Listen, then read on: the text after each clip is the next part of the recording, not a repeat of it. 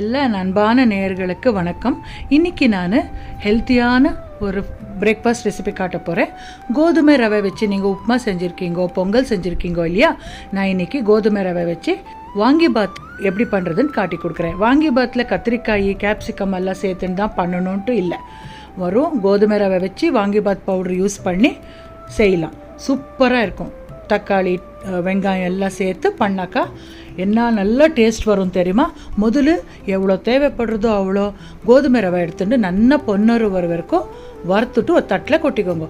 இப்போ ஒரு பேன் வச்சுட்டு 2 டீஸ்பூன் கடலெண்ணெய் ಅಥವಾ நெல்லெண்ணெய் போட்டுட்டு தாளிப்புக்கு கடுகு, கடலைப்பருப்பு, உளுத்தும் பருப்பு, ஒரு சிட்டிக்கை பெருங்காயம், அப்புறமா ஃப்ரெஷ்ஷாக இருக்கிற ஒரு கொத்து கருவேப்பிலை, காரத்துக்கு ஏற்ற பச்சை மிளகாய், ஒரு துண்டு இஞ்சி எல்லாம் சேர்த்துட்டு 2 வெங்காயத்தை பொடியாக நறுக்கி சேர்த்துருக்கேன்.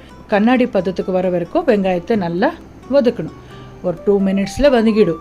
அப்புறமா தக்காளியை 1-2 சேர்த்துக்கலாம். அது சாய்ஸ் உங்களுது. 1 சேர்த்தாலும் நல்லா இருக்குது, 2 சேர்த்தாலும் நல்லாயிருக்கும். நல்லா வதங்கின அப்புறம் 2 டீஸ்பூன் அளவுக்கு வீட்லேயே செஞ்சு வாங்கிபாத் பவுடர் சேர்த்துட்டு தேவைப்படுற உப்பு சேர்த்துக்கோங்க. வாங்கிபாத் பவுடர் சேர்த்துருக்கிறது கிளிப்பிங் மிஸ் ஆகிருக்கு, பட் இதுக்கு சேர்த்துக்கணும்.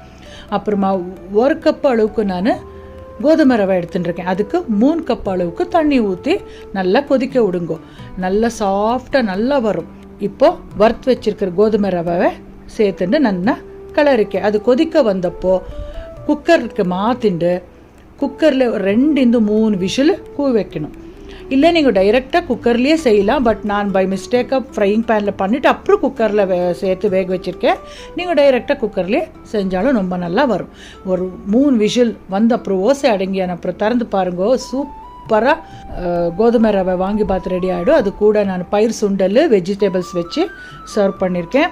இந்த மாதிரி ஆரோக்கியமாக சாப்பிட்டாக்கா உடம்பு ரொம்ப நல்லா இருக்கும். டைஜஷன் ப்ராப்ளம் வராது. ஹெல்த்தியாக சாப்பிடுங்கன்னு கேட்டுக்கிறேன். என்னோட பேஜை சப்ஸ்கிரைப் பண்ணிட்டு ஃபாலோ பண்ணிட்டு பாருங்க. இந்த மாதிரி ஹெல்த்தியான ரெசிபிக்கு ஸ்டே டியூன் ஃப்ரெண்ட்ஸ். திருப்பியும் வேறு வீடியோவில் சந்திக்கிறேன். Until then take care. பாய்.